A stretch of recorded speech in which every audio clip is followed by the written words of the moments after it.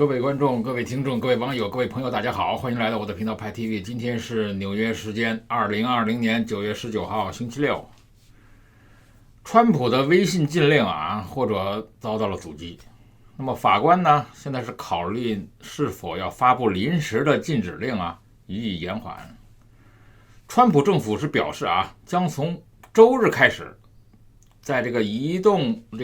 应用商店中禁止TikTok 和微信。那么这是一个史无前例的举动那么从周日开始呢，人们将无法从美国的 Apple 和这个 Google 这个应用商店上下载。那么已经在手机上安装了这些应用程序的用户呢，将不会再收到软件的更新或者是安全补丁。那么川普政府他是希望一些用户能够找到继续使用这些应用程序的方式，并且无意起诉任何这样做的人。那么目的呢，就是随着时间的流逝来减少应用程序的使用。所以呢，政府不会把使用微信和海外人士进行交流的人呢送到联邦法官面前进行起诉。在本周日这个美国还将禁止提供这个微信汇款和支付的服务。这项措施可能会影响很多便利支付的银行和其他的金融机构。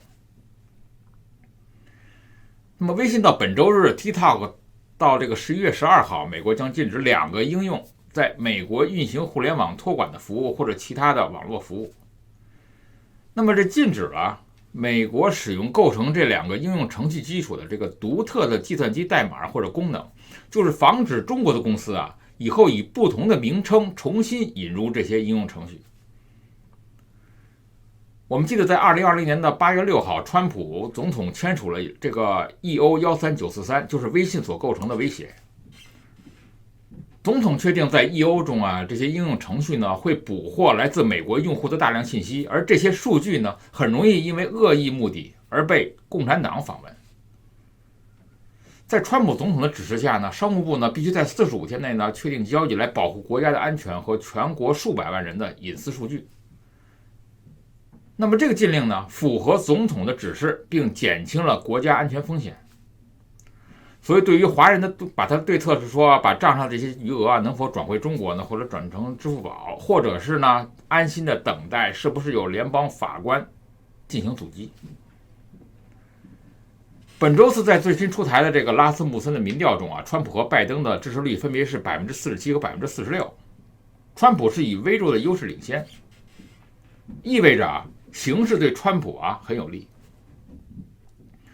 川普目前在共和党人中的支持率呢平均超过了80%，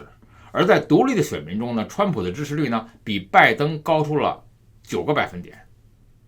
那么拉斯穆森表示川普正获得越来越多的少数族裔的支持。报告分析因为很多主要城市的种族抗议暴力活动呢仍在继续，所以呢西裔等少数族裔选民呢对于川普的支持度呢呈现了令人惊讶的增长趋势。另外川普的执政工作支持率呢突破了51%的大关以后呢，又达到了52%的新高。那么川普总统出色的工作成绩，包括维护法律和秩序，在推动中东和平进程方面呢取得的进展等等呢，都是民众认可川普执政的原因。拉斯穆森是目前唯一每天持续追踪川普总统工作满意率的民调公司。那么在这公司调查对象中呢，民主党人占了37%，共和党人占了33%，独立选民占了30%。人人都知道美元近100年来始终是全球最大的通用货币。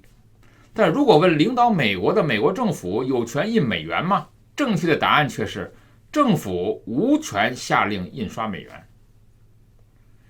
美联储无疑是当今世界上一个绝对大名鼎鼎的超级金融机构，全称就是美国联邦储委员会。那么它的这另一个组成部分呢，同样闻名于世界的就是美国联邦储备银行。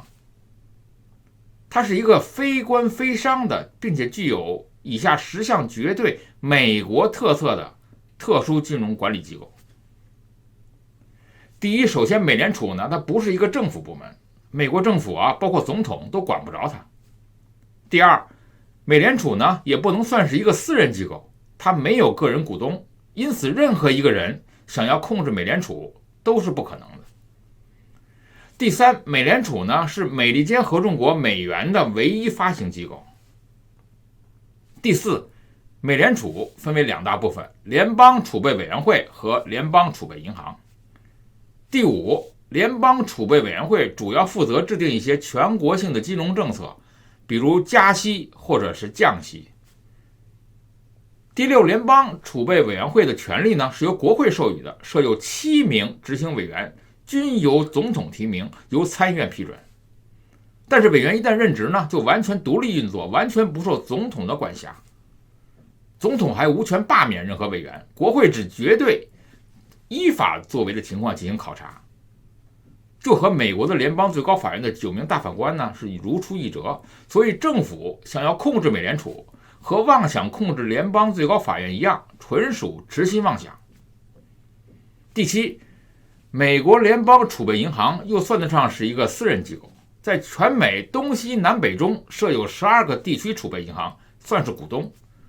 地区银行和政府呢无任何关系，属于非盈利私人机构，它的主席都是大资本家，它的主要功能呢就是参与联邦利率制定、印制和发行美元。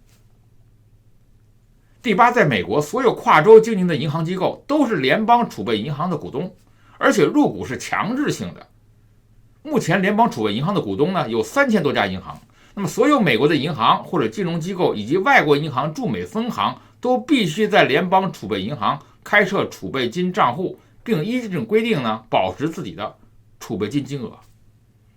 那么如果你想控制全美国的银行，简直是难于上青天。第九，联邦储备银行呢虽然拥有发行美元的权利，但是发行美元是有先决条件的，必须提供有效的资产担保，政府也不能例外，必须出具有效的票据抵押，那么美联储才能发行对等金额的美元。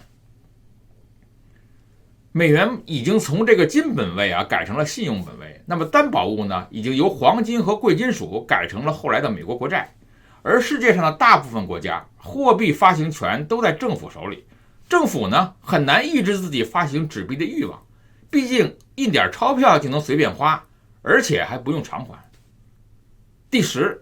美联储根据美国或全世界的经济形势，不断通过卖出债券或者买入债券的方式来放出美元或者收回美元，来确保他们长期设定的2%到2.75%的基金利率，保证美元不会大幅度贬值，保证美元的实际购买力不会出现过度的波动。那从二战以后美元就成了全球性流通的交易货币，直到今天仍无明显衰退的迹象。那么世界上目前还没有任何一种货币，包括在20多个国家流通的欧元，可以真正威胁到美元的地位。那么美元自诞生以来它的币值一直都比较稳定。虽然在1970年代美元对外币改成了固定汇率呢，变成了一个浮动汇率，它每年也是有一定程度的贬值的，但是呢都在它这个发行者的预期之中，所以200年来美元从来没有发生过剧烈的贬值的情况。那美元在世界货币中的关键性地位呢，是打个比方在08年第4季度美元在世界货币中呢占了分配储备的 62.7%， 欧元是占了 20.15%， 日元占了 4.89%， 而人民币呢只占 1.23%。 那么世界上的很多国家它的印钞厂都是重兵看守的要地，而在美国不但印制美元的工厂地点完全公开，而且还欢迎游人到印钞厂去参观。在美国华盛顿市的西南区第14街有一个著名的旅游景点，那每天来这里参观的人呢都络绎不绝。这就是美国财政部雕刻印刷局，也可以叫美国造币厂，就是印美元的地方。在这里参观呢，你可以了解到美元的发展历史，还能在生产车间里呢亲眼看见从一大摞白纸开始，最后变成能够进到钱包里的花花绿绿纸币的全部生产过程。当然了，开一家$1的公司，它的成本也是相当高的。这里每天都要消耗18吨的高级油墨，是华盛顿用水量和耗电量最大的公司。如果全负荷生产的话呢，每天大概能够做$5.29亿。美国的制版印刷局负责设计、制版和印刷美国所有的纸币，同时由于他们的技术过于牛逼，还为其他的这个联邦政府呢制作保密的文件。美元能成为世界的货币啊，当然不是因为印刷美元的技术有多牛逼，也不是美帝用航母和战斗机逼着全世界人民用美元，主要的原因呢，就是美元一直都很稳定，虽然也在贬值，但从来没有过巨幅的波动。现在很多人误以为啊，美国通过发行债券来薅世界的羊毛，尤其是中国的羊毛。其实美债的主要持有者是美帝人民和民间机构，目前持有美债最大的外债的这个债权人是日本，也只不过占了5%而已。那么谁敢滥发国债来破坏美国经济呢？美国人民手里的选票首先是不能答应的，所以这几重关系就形成了强有力的制约，结果就是美元无法无限的滥发。美元的霸权其实只是美国霸权的结果，而不是原因，而美国的霸权又是美国制度的结果。2015年11月30号，国际货币基金组织 IMF 它的执行董事会呢决定把人民币纳入了特别提款权 SDR 货币的这个一篮子，从此人民币就成为了继美元、欧元、日元、英镑以后的第5种国际储备货币。那么中国国内的一些人呢，很乐观地认为人民币早晚会取代美元，成为主导世界的货币。虽然是可能的，不过在短期内实现的概率非常非常小，可能在我们大多数人的有生之年很难看到。因为经济实力啊只是表象，一种货币之所以能够成为世界主导货币，不在于经济体量以及货币的数量，而在于货币的信用状况。经过历史长期检验过的可靠信用，体现在货币币值的稳定性上，也就是不能出现经常性的剧烈波动，升值啦或者贬值啦，尤其不能出现经常性、长期性的大幅度贬值。纵观世界货币，只有美元做到了这一点。相对于其他货币而言呢，美元200年来一直具有高度的稳定性，没有发生过剧烈贬值的情况。当然也会有微量贬值，但贬值是最少的。也就是说，美元相对于其他主要货币是升值的，大家都愿意持有美元。从这一点来说，所谓的美元霸权其实是一种趋利和自愿的行为。那么除了政府经常关门，那么国会限制国债天花板以外呢，美联储和联邦储备银行还有一个用来限制因美元发行导致货币贬值的专业指标，就是 M2 对 GDP 小于 0.7。一旦 M2 对 GDP 大于 0.7， 就算有充足的国债担保，也不再发行美元了。事实上，近100年来啊，这个指标从来就没有超过 0.7， 就算是08年到2012年的金融危机期间，也才达到了 0.65， 一般来说都在 0.6 上下波动。因此，我们可以通过观察 M2 对 GDP 的比值是不是大于 0.7 来判断货币是不是超发或者是贬值。那么 M2 小于 GDP 的这个比例是 0.7 的话呢，那么就是说这货币没有超发，大过它就超发了。那么相比之下，中国的情况就不容乐观。那么 M2 对 GDP 呢已经大于2了，而且还不停的发行人民币，每年的超发幅度都是 GDP 的2倍以上。那么货币贬值就是必然的结果。那么这10几年里的房价飙升，就是人民币超发导致的货币贬值的影响。还有蛋菜价格大幅的上涨，也是连续降准后的人民币大幅流入市场后的结果。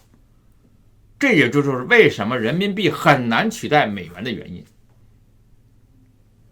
在农耕社会的这个步兵方阵作战的时代啊，法家是以全民耕战可动员国家所有的力量，虽然不够稳定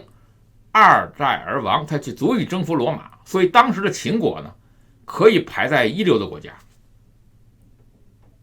在农业社会的骑兵时代啊，儒家是以君臣父子3纲5常，能够建立稳定的大国，却难以抵御那么游牧民族的征服，那么只能排二流国家。那么而后工业化的科技作战年代啊，动员能力没用，稳定没用，人多没用，比拼的就是科技创新能力。在这种技术和科技条件下，中国能排几流国家呢？中国的文化啊，根深蒂固，家庭和社会教育的目的呢，就是培养顺民和孝子。每个人缺乏独立思考精神，创立能力，这种创新的可能性非常不足。而英美国家呢，他们认为人是上帝的造物，每个人是独立的，不拘泥于条条框框，在创新上呢，具有压倒性的优势。日本啊，受儒教影响不深，从明治维新起呢，就已经脱家入欧，而韩国近代引入了基督教，进一步就去儒化，而且两国的自由民主体制有利于提高创新能力。那么俄罗斯啊，虽然制度上不利于创新，但是文化上呢，不压制独立思考，因此在体制所大力支持的军工科技领域，总是有可以比肩美国的创新成果出现。所以文化和创新呢，决定了国家的实力。美国是一流国家，俄罗斯、日本、韩国是二流国家，印度和越南是三流国家，那么中东和非洲那就是四流国家。美国的创新能力第一流，那么中国勤奋好学第一流，只要中美关系正常，中国一定能排二流国家。那么一旦中美交恶，中国学不来了，那么只能排在三流国家。我们知道中国的改革开放40年来啊，它的经济成功就得益于邓小平的解放思想，大胆的学，大胆的试。中国最成功的企业华为就是学习美国技术和管理的典范。华为手机现在不错，离开了美国技术就造不出来了。苏联当年也很强大，那么拉达和伏尔加轿车都不错，技术上落后一代，产品就是纯属浪费材料。这就意味着贫穷、落后和挨打。当年的甲午尚可一战，日本已经脱亚入欧，西太后向西方11国宣战呢，那么中国也免不了被日本来蹂躏了。未来战争打的是科技，科技落后一代呢，人多和地广都没用。不只是美俄，不能小看日韩，也不能小看能买到先进武器的印度和越南。因此中国未来能成为几流国家，取决于现在的选择。战狼现在是仇美抗美的结果，就是10年之后中国能不能对抗印度和越南都成问题，而到时候中国已经成为三流国家了。派 TV 欢迎订阅，我们下次见。